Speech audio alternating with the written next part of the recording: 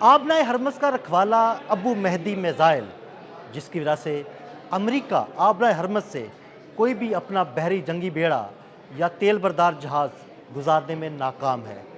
ये missile Iran के लिए क्यों अहमियत का हामिल है, इस बारे में आमिर अज़हर से बात करते हैं।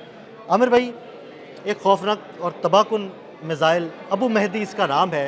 इस मिज़ाइल की खसूसियात क्या हैं, हमारे नाज़रीन को बताइए। जस्ट फॉर फन हर किसी का कोई ना कोई अब्बू होता है। ये अमेरिका के जहाज़ों का अब्बू है। इसको अबू मेहदी अल मुहद्दस इसका पूरा नाम है। और ये वो शहीद हैं जिनको पिछली जंग में शहीद किया गया था और इनके नाम पर ही इस अबू मेहदी मिज़ाइल का नाम रखा गया है। देखिए, सबसे पहली बात तो ये है कि समंदर से ही सबसे पहले असॉल्ट किया जाना था, जो कि ना हो सका। मतलब उसमें बहुत सारी वजूहत हो सकती हैं, लेकिन उसमें एक बड़ी वजह अबू मेहदी अल मुहद्दस मिज़ाइल है। क्रूज़ मिज़ाइल है ये, और तकरीबन 1000 किलोमीटर की ये रेंज रखता है। अच्छा। बहुत सारे मिज़ाइल हैं जो इतनी रेंज रखते होंगे, लोग कहेंगे यार ये इसमें क्या ख़ास बात है।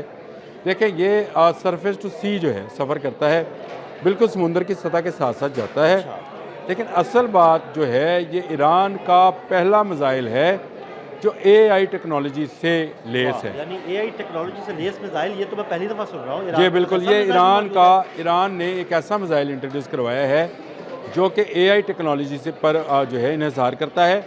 ये अपनी सी स्कीमिंग यानी बिल्कुल समंदर के साथ सफ़र करने में, रडार से बचने में, अपनी स्टेल्थ टेक्नोलॉजी इस्तेमाल करने में और अपने हदफ को निशाना बनाने में, और आने वाले सामने से दूसरे दुश्मन को AI के ज़रिए ही डिटेक्ट करता है और AI के ज़रिए ही अपना रास्ता, पैंतरा या जो भी इसने तब्दील करना हो वो उसको तब्दील करता है।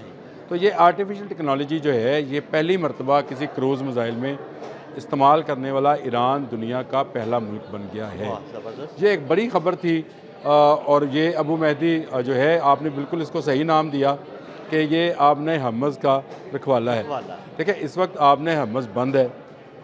उसकी बुनियादी वजह यह है कि दुनिया का कोई तरक्की याफ्ता मुल्क भी, चाहे वो फ्रांस है, बरतानिया है, अमेरिका है, नाम लेते चले जाएँ, बहुत सारे ममालिक हैं, वो आबनाए हरमज़ में दाखिल होने की कोशिश नहीं कर रहे। बिल्कुल।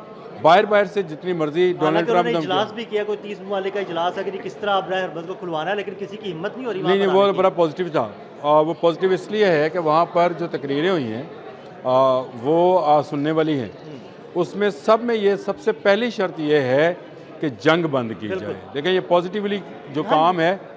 और फ्रांस के जो मैक्रोन हैं, उन्होंने ये जो खिताब किया, उन्होंने कहा कि सबसे पहले हमें जंग बंदी के बाद आबनाए हरमज़ जो है उसके खोलने की बात करनी चाहिए। इससे जाहिर होता है कि इसके होते हुए, अबू मेहदी के होते हुए, कोई मुल्क जो है इस जानिब रुख नहीं करेगा। और ना ही ये आपको अब समझ आएगी कि अगर यूरोपियन यूनियन इस जंग में नहीं कूदी, अगर नेटो ने जो इनकार किया था, तो सब ने अपनी अपनी बचत की थी। क्योंकि अमेरिका ने ये कहना था कि मेरा ये फ़लाँ जहाज़ जो है त्यारा बरदार, ये दूर खड़ा है, आप ज़रा आगे जाएँ। वो आगे जाने वाला जो मामला था वो अमेरिका ख़ुद भी नहीं कर सका। और उसकी बुनियादी वजह, जहाँ पर हम ये समझ रहे थे कि शायद एक जाल बिछाया है समंदर के अंदर, समुद्री हंदकों का, या उसको जो भी आप उसका नाम दे लें, उनका माइंस है, जो भी है, सी माइंस हैं, उसका जाल बिछाया है। लेकिन उसमें बड़ी वजह ये अबू मेहदी अल मुहद्दस के नाम पर मिज़ाइल है। ये सरफेस टू सी जो है वार करने के लिए बनाया गया है। और 1000 किलोमीटर का मतलब ये है कि आबनाए हरमज़ से बहुत दूर तक कोई जहाज़ इसके बहीरा अरब तक पहुँच जाएगा। और ये जो सरहदों पे हमें मुख्तलिफ ममालिक की सरहदों पे जो खड़े वेसल्स नज़र आ रहे हैं, अगर ईरान चाहे तो अपने इस क्रूज़ मिज़ाइल से उनको भी ख़त्म कर सकता है। और ये क्रूज़ मिज़ाइल की एक बड़ी ख़ासियत तो यही होती है कि ये बहुत ज़्यादा जो है वो रडार सेक्शन में नहीं आता है, इसलिए बच जाता है। क्योंकि ये ऊपर फ्लाई नहीं करता है। ये जिस तरह बैलिस्टिक मिज़ाइल फ्लाई करते हैं कि पहले सीधा ऊपर गए, फिर कोर्स बनाई और फिर अपने टारगेट पे गए, इन्होंने सीधा फ्लाई करना है और समंदर के साथ साथ जो है चलना है। इसीलिए मैं आपको एक चीज़ और बता दूं, बाबर क्रूज़ मिज़ाइल है पाकिस्तान के पास, और कहा जाता है कि पाकिस्तान के समंदरों की तरफ को देख नहीं सकता इस एक मिज़ाइल के होते हुए। बाबर क्रूज़ मिज़ाइल है और उसकी तरफ उसकी वजह से देख कोई नहीं सकता, क्योंकि ये भी किसी को रडार में नज़र नहीं आता है। बैन वैसा ही अबू मेहदी अल मुहद्दस जो मिज़ाइल है, क्रूज़ मिज़ाइल, ये बनाया गया है, इसको डिज़ाइन किया गया है। ना सिर्फ ये डिज़ाइन ईरान का है, बल्कि इसमें AI टेक्नोलॉजी का जो इस्तेमाल किया गया है ये भी एक नई चीज़ है। ये बिल्कुल आप इसको बाहर बैठकर भी बहुत सारी चीज़ें इसकी AI के ज़रिए ही कंट्रोल कर सकते हैं और यहाँ तक है कि इसकी AI टेक्नोलॉजी जो है आने वाले दुश्मन का सही अंदाज़ा और डाटा जो है वो भी आपको फराहम कर सकता है। मिसाइल में ऐसी चीज़ें नहीं होती हैं, लेकिन ईरान ने क्योंकि अब बहुत सारे तजर्बात किए पिछले कई सालों में और उसमें से एक तजर्बा जो है उसका ये अबुल महदी अल मुहद्दस मिसाइल है और ये उसके अपने इंजीनियर्स की दी हुई टेक्नोलॉजी है। ये कहीं उसने बाहर से परचेज़ नहीं की है, ना टेक्नोलॉजी बाहर की है, ना मिसाइल बाहर का है, ना इसको चलाने वाले बाहर के हैं। ये मुकम्मल तौर पर ये क्रूज़ मिसाइल इस वक्त छाया हुआ है आपकी आबने हरमज़ पे और जो हाक के करीब भी नहीं अमेरिका आ रहा, हाँ जी, बिल्कुल। वो भी उसकी बड़ी हालांकि वजह। बड़ी बातें कर रहा था कि मैं हाक पर कब्जा कर लेंगे, मैरीन्स उतार देंगे, लेकिन वो उसकी हिम्मत नहीं हुई वहाँ पर उतरने की। देखें, दो चीज़ें हैं। जिस वक्त भी ये हाक की तरफ आएगा, अगर ये समंदरी रास्ते से आएगा तो इसको पहले तो माइंस का सामना करना पड़ेगा और ये इसी क्रूज़ मिसाइल के ज़रिए जो है अबू महदी अल मुहद्दस के ज़रिए भी उनको तबाह किया जा सकता है। और अगर वो फ़ज़ा से आने की कोशिश करेगा, यानी छाता बरदार उतारने की कोशिश करेगा, तो कोई 52,000 फुट की बुलंदी से नहीं गिराना, ज़मीन के करीब आकर छाता बरदारों को गिराया जाता है वो बिल्कुल और गिरते आते हैं। कोई बड़ा भी फासला होता है तो कोई 100 मीटर ट्रांसपोर्ट का, 100 त्यारे फुट का कुछ इस तरह का। ट्रांसपोर्ट त्यारे होते हैं, वो आपको 2, 4, 5 माइल से गिराते हैं और आप गिरते हुए फिर और उस अगर ज़मीन पर गिर हेलीकॉप्टर जाते के हैं। थ्रू उतरे तो वो 100 मीटर अब ये 100 मुमकिन फुट नहीं का रहा, फासला अब ये मुमकिन नहीं रहा। देखिए, जब आपने F-35 गिरा लिए, जब आपने उनके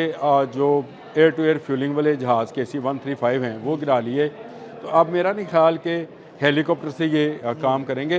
ट्रांसपोर्ट त्यारे के ज़रिए ये काम हो सकता था, लेकिन अगर आपने फ्यूलिंग त्यारे गिरा लिए हैं तो इसका मतलब ये है कि आपके पास वो टेक्नोलॉजी मौजूद है जो सरफेस टू एयर जहाज़ों को निशाना बना सकती है।